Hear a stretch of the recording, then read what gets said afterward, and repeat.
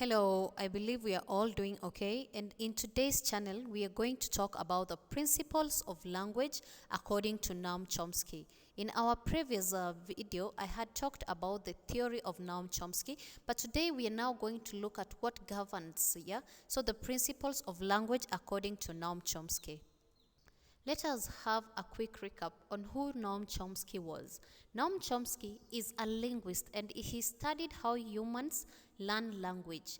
And language is natural and inborn. That was what Naom Chomsky believed. He believed that we are born with the ability to understand and to know language. And language, as Naom Chomsky said, is a process of free creation. Its laws and principles are fixed, but the manner in which the principle of generation are used is free and infinitely varied. Even the interpretation and the use of words involve a process of free creation. So, what is the first principle that we are going to look at? Language is innate. That is, humans are born with the ability to learn language. Humans, we possess an inborn faculty that enables children to rapidly learn language and grasp complex grammar, far exceeding the limited input they hear. And this is called the language acquisition device that is in us. Like every child, every human being has the ability to learn language, and that is what distinguishes us humans from even the animals. So children learn language naturally. They don't have to go somewhere to be taught language. No, they just have the innateness of language in them. The only thing that happens is how the language develops in them. So the first principle, language is innate. It is inborn. Let us go to the second principle, which is the universal grammar. What did Chomsky believe about this? He said that all languages share a common rule. And what does that mean? He meant that all languages, let us look at English, let us look at Kiswahili, let us look at French, let us look at Chinese. All these languages, they share a common rule. And what is that rule? Let us say a dog, right? A dog is in English. In Kiswahili, it is mbwa. In French, it is la chienne. In China, it has its own language. In Ekegusi, it has its own language. That dog. So that dog, it is a noun. In the other languages, it is also a noun. So all languages share a common rule. That is the nouns, that is the verbs, that is the rule now. These rules are in the human brain, that we are already born with them, right? So, and it explains the similarities in languages. That's why we have it, like what, let's say, when you say like, I have a dog, in the other language, it will also, even though it doesn't come out the same as the noun, the verb, the object, it is still the same. So it explains the similarities in languages. A foundational set of shared structural rules and features underpinning all human languages. Now that is the second principle. Let us look at competency versus performance. Naom Chomsky said that in competency, it is a speaker's idealized subconscious knowledge of rules of their language, whereas performance, this is the actual use of language in real situations, which can be messy due to memory lapses, distractions, or errors. And Naom Chomsky said that most linguists should focus on competency, because competencies, it doesn't come out with the grammar, what grammar comes in, unlike performance. So Chomsky focuses on competencies as speakers' innate subconscious knowledge of their language rather than the performance. We have again deep structure versus surface structure. In my icon, you can see an iceberg. The iceberg has the surface and it has the one which is below, that is the deep. So in explaining this, the deep structure, this is the underlying meaning of a sentence. It represents the core idea or the message in the mind, more abstract and not yet spoken or in written form. And the deep structure, it shows logical relationship between words. For example, the boy kicked the ball, and the ball was kicked by the boy. Both sentences have the same deep structure. And when you look at the surface structure, this is the actual sentence we speak or write. It is the final form of language. It shows how the deep structure is expressed using grammar rule. Different surface structure can carry the same meaning. For example, let's look at this active one. The boy kicked the ball. And the passive, the ball was kicked by the boy.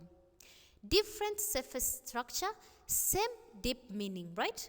But now, when we look here, this deep structure, this is the meaning, right? But now, the surface structure, it is the form.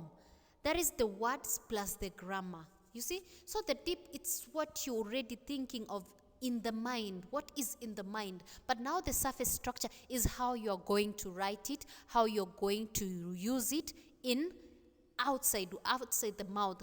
Now it's not what you're thinking about in your mind. Then we have the generative grammar. Generative grammar. Language is creative, and humans form unlimited sentences, a lot of sentences. And we understand new sentences easily. Somebody can bring a sentence and you can understand it. Naom Chomsky brought this theory, and he said that it is a theory of syntax, proposing that language is the system of innate mental rules, allowing humans to produce an infinite number of sentences from a finite set of components. It focuses on how structural rules, rather than just vocabulary, generate grammatic sentences. The human brain, it uses a system of rules to create and understand an infinite number of sentences, even one we have never heard of before. So what is the key idea here? You don't memorize every sentence. No, you learn rules of language. Then you can generate new sentences anytime. That is after you have learned the rules of the language. For example, a simple idea, the boy eats rice. You can generate many sentences from here. You can say the boy is eating rice. The boy ate rice yesterday. Did the boy eat rice? So it generates a lot of sentences. So grammar is creative. Then the principles and the parameters. When you look at the principles and the parameters, these are universal and varying rules applicable to all the human languages. These are the rules that are the same in all languages, and they are part of the universal grammar built in the brain. For example, every sentence has a structure. There is the subject, the verb, and the object. And language follows rules and not randomness.